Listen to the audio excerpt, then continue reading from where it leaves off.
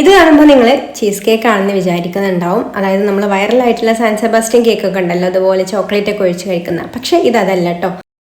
ഇങ്ങനത്തെ ഐറ്റംസ് ഒക്കെ കഴിക്കാൻ കൊതി വരുന്ന സമയത്ത് നമ്മുടെ വീട്ടിൽ സാധാരണ ഉള്ള ചേരുവകളൊക്കെ വെച്ചിട്ട് പെട്ടെന്ന് ഉണ്ടാക്കിയെടുക്കാൻ പറ്റിയിട്ടുള്ള ഒരു അടിപൊളി ഐറ്റമാണ്.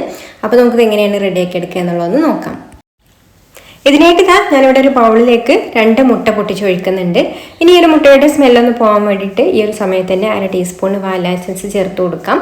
പിന്നെ ഒരു 1/4 കപ്പും 1 ടേബിൾ സ്പൂണും കൂടെ പഞ്ചസാരയുടെ പൊടിയും കൂടെ ചേർത്ത് കൊടുക്കണം. പഞ്ചസാര പൊടിച്ചിട്ടാണ് കേട്ടോ ചേർത്ത് കൊടുക്കേണ്ടത്, എന്നാലും ഉള്ളതിൽ പെട്ടെന്നൊന്ന് മിക്സ് ആയിട്ട് കിട്ടുക. എന്നിട്ട് ഇതുപോലെ ഒരു വിസ്ക് വെച്ചിട്ട് നന്നായിട്ടൊന്ന് മിക്സ് ചെയ്ത് കൊടുക്കാം. പഞ്ചസാരയൊക്കെ കംപ്ലീറ്റ് മെൽറ്റായി വന്നതിന് ശേഷം ഇതിലേക്ക് 1/4 കപ്പ് പാലും കൂടെ ചേർത്ത് കൊടുക്കുന്നുണ്ട്. എന്നിട്ട് ഒന്നും കൂടി നന്നായിട്ട് മിക്സ് ചെയ്ത് കൊടുക്കാം.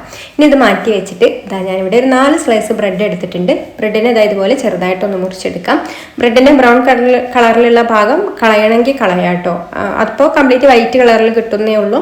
കളഞ്ഞിട്ടില്ലെങ്കിലും കുഴപ്പമൊന്നുമില്ല. ഇതുപോലെ ചെറിയ ക്യൂബ്സ് ആയിട്ട് കട്ട് ചെയ്തെടുത്തതിന് ശേഷം നമ്മൾ ഈ ഒരു റെഡിയാക്കി വെച്ചിട്ടുള്ള ഒരു മിക്സിലേക്ക് ചേർത്ത് കൊടുത്തിട്ട് നന്നായിട്ടൊന്ന് ഇളക്കി കൊടുക്കാം.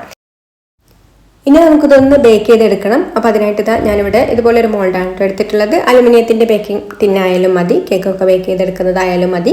അപ്പോൾ അതിൽ അടിയിലും സൈഡിലൊക്കെ ആയിട്ട് ഇതുപോലെ ബട്ടർ ഒന്ന് നന്നായിട്ട് പുരട്ടി കൊടുക്കാം.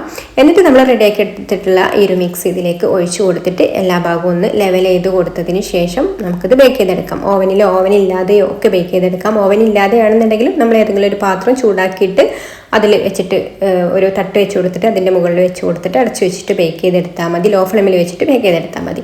ഓവനിലാണെന്നുണ്ടെങ്കിൽ 180 ഡിഗ്രിയിൽ ഓവന് 10 മിനിറ്റ് പ്രീ ഹീറ്റ് ചെയ്തിട്ട് അതിൽ ഞാനിവിടെ കൺവെൻഷൻ ഓവനാണ് കേട്ടോ യൂസ് ചെയ്യുന്നത്. അതിൽ 30 മിനിറ്റാണ് ഞാനിത് ബേക്ക് ചെയ്തെടുത്തിട്ടുള്ളത്. അപ്പോൾ ഇതൊന്ന് ഡ്രൈ ആയിട്ട് വരുന്നത് വരെ ബേക്ക് ചെയ്തെടുത്താൽ മതി.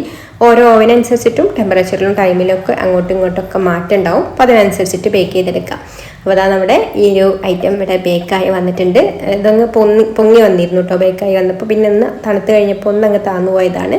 ഇനി നമുക്കിത് ഇതുപോലെ കട്ട് ചെയ്തിട്ട് വെറുതെ അങ്ങനെ കഴിക്കണം എന്നുണ്ടെങ്കിലും കഴിക്കാം. ഇനിയിപ്പോൾ ആ ഒരു ചീസ് കേക്കൊക്കെ കഴിക്കുന്ന ആ ഒരു രീതിയിൽ കഴിക്കണം എന്നുണ്ടെങ്കിൽ ഇതിലേക്ക് ഞാൻ കുറച്ച് മിൽക്ക് ചോക്ലേറ്റ് എടുത്തിട്ടുണ്ട്.